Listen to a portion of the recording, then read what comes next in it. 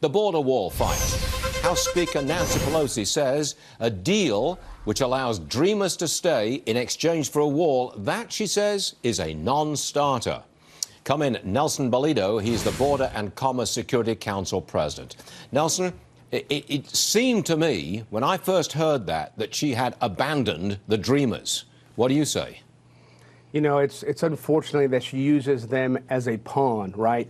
So President Trump has certainly looked at ways to find solutions for these DACA recipients, but the unfortunate thing is using them as a pawn is unfortunate. The other losers are even the Border Patrol themselves, getting more agents on the border. The ports of entries, they're supposed to get more products, more scanning equipment, so we can increase international trade, the legitimate trade and travel that all your viewers look at and depend on. Over $1.2 billion of international trade a day. We need to figure out ways to not only thwart the drugs coming over the border, which, by the way, just yesterday, a record number of fentanyl seizures in the port of Nogales, and that was done by the United States Customs Service, the guys in blue, not necessarily the guys in green. So these are another group that's being left behind. So it's DACA, it's agents, it's people, it's businesses, and the list goes on and on. Well, how long do you think Speaker Pelosi can maintain that totally intransigent position?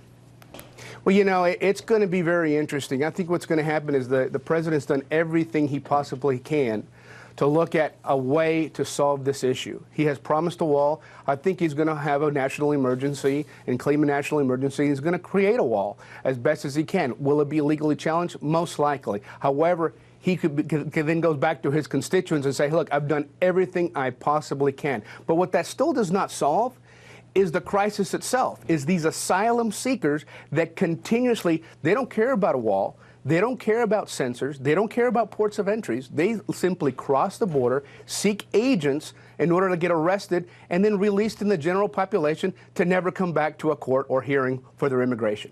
Is it your council's position that we need a structure on the wall, on the border, of some sort, a structure, a barrier, and that we need asylum reform? Is that the position of your council? That's exactly right. So we need barriers where they're needed. Now, we're not saying it's always going to have to be a concrete barrier or a steel barrier, but we need barriers. Why? Because that slows people down. Does it stop them from getting in? Not necessarily, because most of the wall is already on U.S. soil. So we need to give our agents time to be able to arrest these people. And certainly having that, the ability of having that and sensors to understand what is coming towards that wall is paramount importance, because a lot of the times we don't know what we have until they've arrived at the front door. We need to have that pre-intelligence information before they get there, so we know what to dispatch, who to dispatch, and what force to use to be able to capture those types of individuals that are trying to cross and take advantage of our borders. Nelson Balido, thanks again for joining us today. We do appreciate it, sir. Thank you very much. Thank you, Stuart. Good to see you. Yes, sir.